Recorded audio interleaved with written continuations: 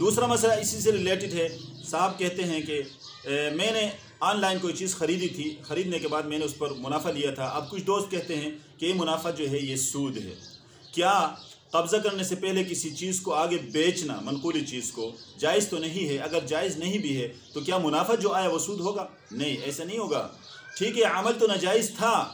कब्ज़ा करने से पहले अगर आप किसी चीज़ को आगे बेचते हैं, हदीस की रूह से अगर आप उसको नाजायज़ समझते हैं, तो इसका ये मतलब नहीं है कि आगे जिसको आपने बेच दिया था उसने महफूज तरीके से अपने कब्ज़े में ले लिया, वो मालिक बन चुका है, चीज़ अपने कब्ज़े में लिया है और उसके बाद उसकी कीमत आपको अदा कर रहा है, इसमें आपको मुनाफा आया।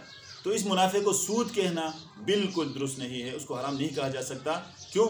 इसलिए कि वो आप अपने प्रॉफिट जो है, एक चीज़ को ख़रीदा और उसको आगे बेच दिया, उसका प्रॉफिट ले रहे हैं। ऐसे तो हम किसी मकान को किराए पर दे रहे हैं, तो देखिए मकान किराए पर दे रहे हैं तो मकान बंदा ले रहा है, तो हम उसको कहते हैं कि हाँ हर महीने 10,000 रुपये हमें किराया दे दे। मकान मेरा है, आपको दे दिया, 10,000 रुपये हर महीने मुझे किराया दे दे, ये उसकी उजरत है, ये इजारा है। साथ साथ मैं ये शर्त लगाता हूँ एडवांस में आप 1 लाख रुपये भी दे दें, तो ये शर्त फासिद है। इसकी वजह से ये मुआमला नाजायज़ होता है। लेकिन इसका ये मतलब नहीं है कि जो मैं अपने घर का माहाना किराया ले रहा हूँ ये भी सूद हो जाएगा, हराम हो जाएगी। ये हराम नहीं होगा, वो अपना किराया ले रहा हूँ, वो अपनी उजरत ले रहा हूँ मैं।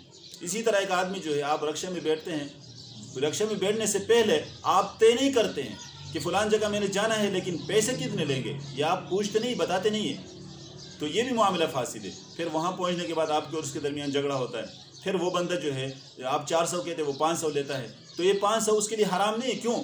इसने एक सर्विस फराहम किया है, उसकी उजरत ले रहा है, ये क्यों हराम होगा? हाँ, मामला शुरू में नाजायज़ था, लेकिन जो मुनाफा उसने लिया, जो पैसे उसने लिया, वो उसके लिए हराम नहीं है। इसी तरह क़ब्ल अल-क़ब्ज़ अगर आपने कोई चीज़ बेच दी है, ठीक है, ख़रीदने वाले ने ख़रीदा है, चीज़ उस तक पहुँच गई है, तो उसकी कीमत तो आपको मिलनी चाहिए, वो हराम आपके लिए नहीं है।